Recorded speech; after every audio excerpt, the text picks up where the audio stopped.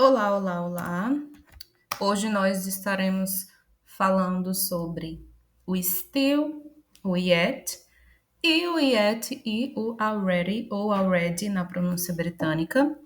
Lembrando que existe diferenças na questão de tradução de ambos, porque quando nós comparamos o still e o yet, nós temos a tradução de ainda. Porém, quando nós comparamos o yet e o already, nós temos a tradução de já. E o uso é um pouco diferente, por quê? Começando com essa tradução de ainda entre o still e o yet ele sempre vai se referir a algo que não aconteceu até o momento presente. Só que nós esperamos que aconteça no futuro, ou seja, são expectativas que ainda não foram realizadas. A única questão nesse primeiro momento é que a gente vai excluir um pouquinho essa tradução aqui. Vamos focar um pouco somente na tradução de ainda com o yet. Então, o yet, sendo usado com essa tradução de ainda, você vai focar em usar ele em coisas negativas, ou seja, frases negativas. Interrogação fica para depois, ok? Então, o principal foco agora é usar como frase negativa e a posição dele influencia. Por quê? Porque você não pode usar o yet no começo de frases e no meio de frases. Nós sempre vamos usar o yet no final de frases. Por exemplo, o trem não chegou ainda. The train hasn't arrived yet. Outro exemplo, she hasn't finished her book yet. Ela não terminou o livro ainda. Uma coisa que eu já preciso deixar claro para quem está estudando esse assunto é que, em relação ao yet sozinho, ele é fácil. Por quê? Olha o que você está observando. Ele sempre vem no final da frase e ele é usado em frases negativas, certo? Só que existe uma coisa no inglês que é um tempo verbal que se chama o present perfect. Esse presente perfeito, nós sempre usamos o have ou has e um verbo que se chama particípio, aonde eu creio que a maioria aqui ainda não estudou, mas você não precisa se preocupar nesse primeiro momento. Por quê? Por enquanto, você pode estar usando os auxiliares como do, o did, o will, o does para fazer negações. Por exemplo, eu não fui para a escola ainda. Se você quiser traduzir essa frase com o didn't, que é a negação do passado, você pode usar I didn't go to school yet. Ou seja, você está colocando aquilo que você já conhece, que nós já passamos desses auxiliares e acrescentando o yet, ok? Isso é importante agora, nesse primeiro momento, se você não sabe ainda usar o present perfect, que é o presente perfeito, para que você tenha uma segunda opção. Porém, em algum momento do seu inglês você precisa pegar o presente perfeito. Por quê? Porque a maioria das frases negativas que nós usamos com o yet, ele não é usado somente com esse exemplo que eu acabei de dar dos auxiliares. Ele é mais comum ser usado com o presente perfeito. Vamos só dar uma palhinha do que é esse presente perfeito, e eu não vou entrar muito em detalhes porque ele é muito complicado em um primeiro momento de estar sendo analisado assim. Precisaria de uma aula específica só para ele. Mas, resumindo, o presente perfeito, ele é algo que aconteceu no passado, mas tem um efeito no presente. Ou seja, coisas que acabaram de acontecer, coisas que geralmente não tem muita data, vamos colocar assim. Por exemplo, você está me falando somente uma história que aconteceu no passado. Então, geralmente, nós usamos ele dessa forma. Tem várias, assim, características que eu poderia comentar, porém, não caberia agora, porque o foco é o yet, certo? Mas uma característica forte que hoje a gente pode deixar é que, se tratando de presente perfeito, não significa dizer que a frase está no presente. Por exemplo, essa frase aqui, ó. The train hasn't arrived. O que eu noto aqui? Que esse verbo, ele tá no passado. Então, se você vai usar o presente perfeito, você vai usar o has ou have. No caso, o has se for para falar de um homem, uma mulher ou uma coisa, e o have para o restante. E o próximo verbo, ele precisa estar conjugado. Então, eu não posso deixar esse verbo aqui no presente, ok? Por exemplo, aqui também, ó, finish é o verbo terminar. Mas nessa frase, ele está conjugado como verbo regular finished. E aqui eu tenho o hasn't. Lembrando que hasn't aqui é a mesma coisa que has not, ok? Mas, deixando claro novamente, se esse assunto aqui do presente perfeito vai lhe confundir, então volto a repetir. Prefiro que você use o yet com os auxiliares que você já conhece, como do, o did, will, ok? Negando, obviamente, porque o yet você não pode usar se você for colocar afirmativo, ok? Então, em outro momento a gente vai explicar sobre o presente perfeito, porém o uso mais comum dele é assim. Se você não souber usar, como eu comentei, não tem problema, continue usando os auxiliares que você já conhece. Agora, o still, ele já é uma opção para nós em coisas afirmativas que estão continuando, ou seja, estão acontecendo no momento presente, mas que vamos colocar já deveria ter terminado. Geralmente, o still, ele vai enfatizar uma continuidade. Eu vou colocar logo um exemplo na prática para você ver. Lembrando que o still tem a mesma tradução do ainda, ok? Só que o que é que está mudando? A posição vai mudar, tanto do yet quanto do still. Por quê? Porque o yet, como a gente acabou de ver, ele é usado para frases negativas e somente no final da frase. Porém, o still, para frases afirmativas, ele é usado mais no meio da frase. Pode ser, sim, que venha no começo, mas é raro. É geralmente usado mais no meio da frase. E aí, o que que acontece? Aqui já é um pouco mais fácil, porque quando você usa ele, você não precisa daquele lá do presente perfeito. Você vai usar somente o contínuo, ou seja, o ing que a gente já conhece no inglês. Então, se você vai falar assim, por exemplo, nossa, ainda tá chovendo, isso é algo que está acontecendo em uma continuidade, porque começou a chover e ainda está chovendo. Tudo que você fala assim, por exemplo, eu ainda estou trabalhando, eu ainda estou comendo, eu ainda estou me vestindo, eu ainda estou me arrumando, eu ainda estou estudando, ou seja, tudo isso é continuidade. E esse ainda que você coloca na frase, você vai usar o still, não é mais o yet. E aí, a gente parte, assim, comparando os dois, o still é bem mais prático que o yet, né? Ele vai ser usado para coisas afirmativas e o yet você vai usar para coisas negativas.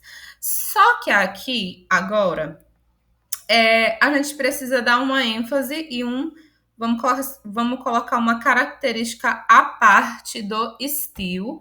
E nas frases que tiver aqui, nas atividades, você vai observar direitinho essa, vamos colocar assim, essa exceção com o still em negação.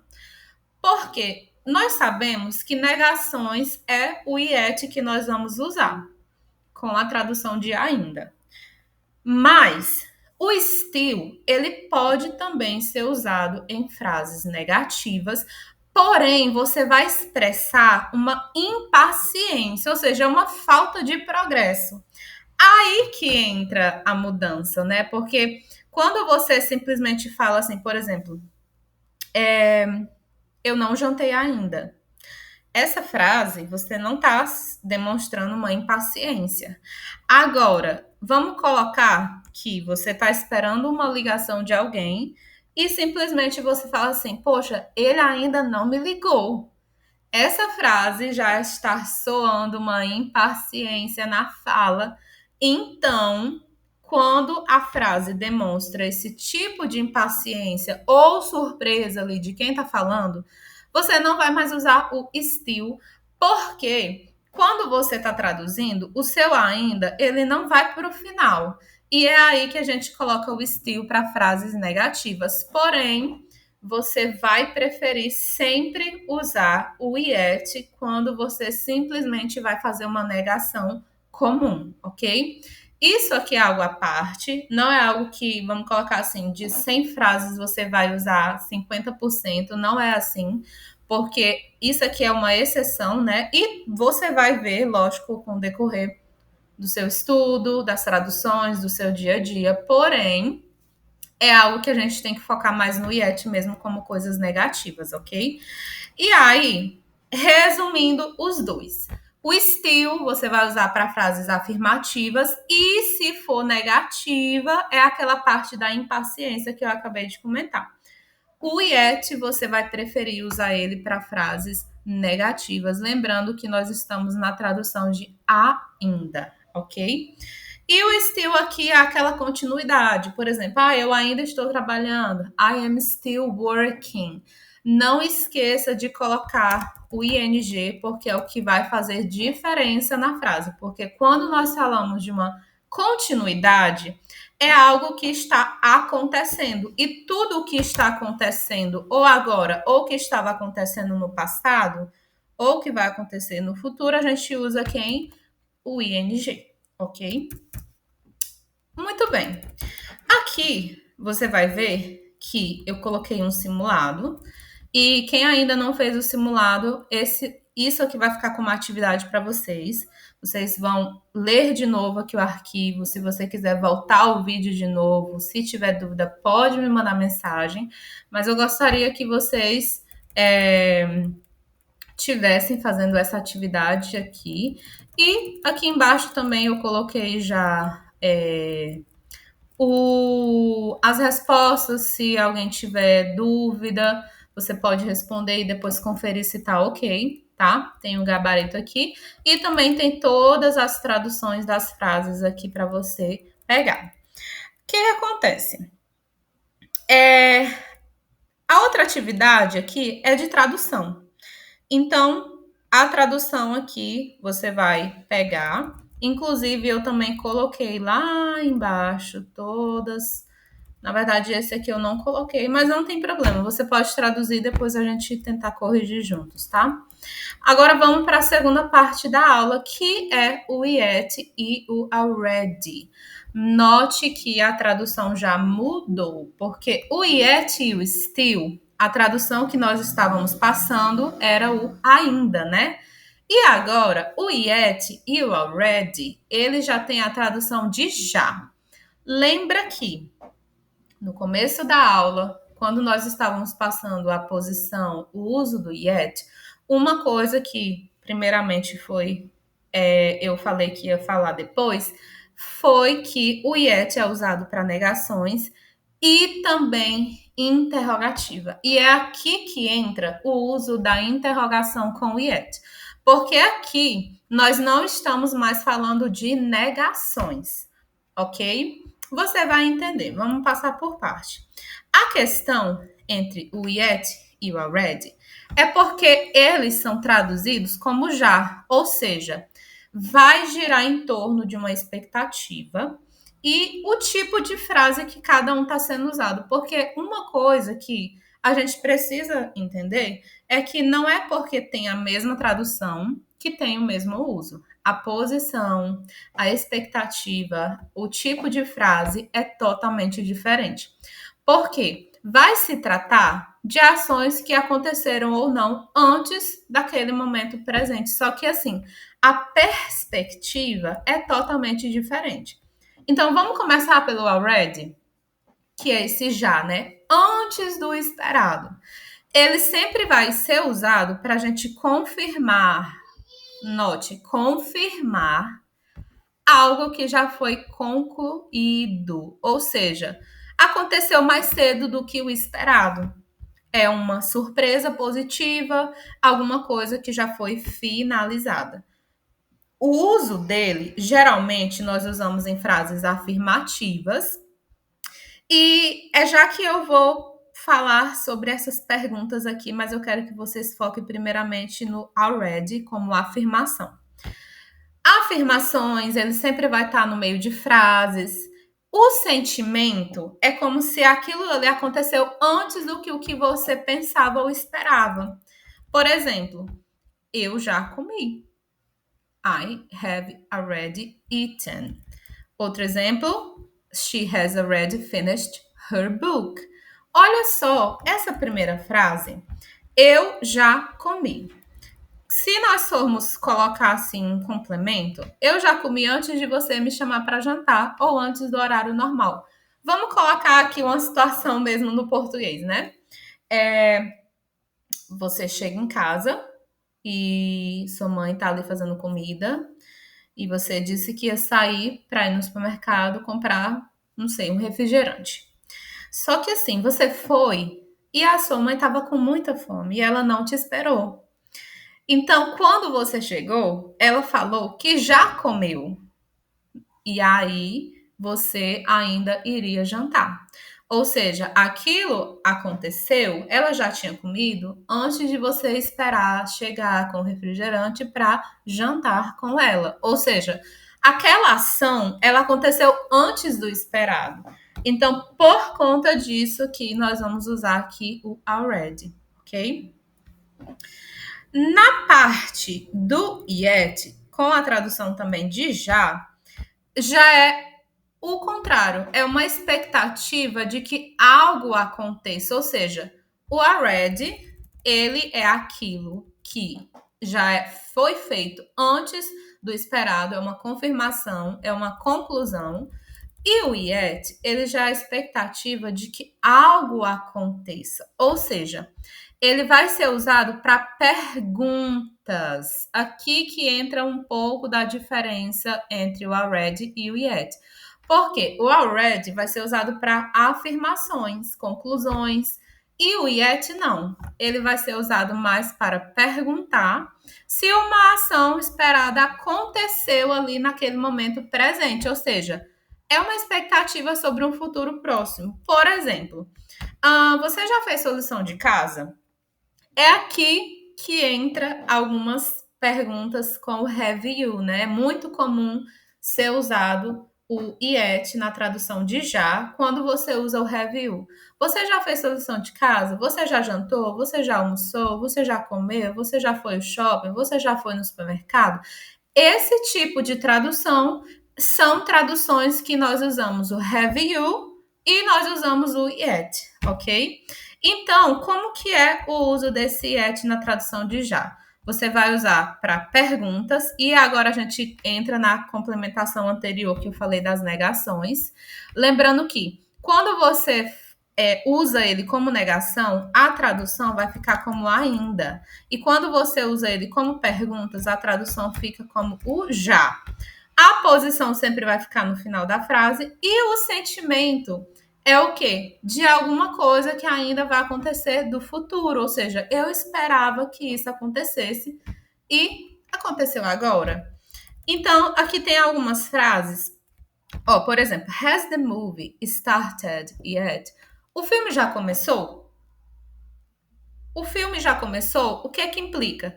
Estou na expectativa do início do filme e pergunto se o evento já ocorreu. Ou seja, sei lá, você marcou com seus amigos e aí você chegou atrasado e a primeira coisa que você pergunta, né?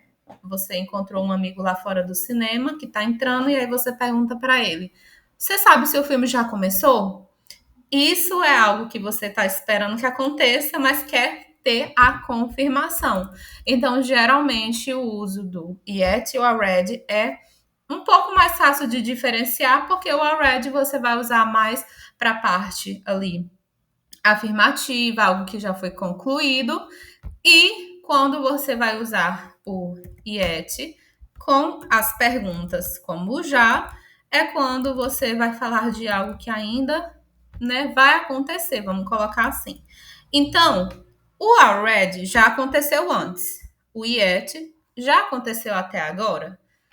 O already vai ser usado mais em afirmativas e o yet em interrogativa.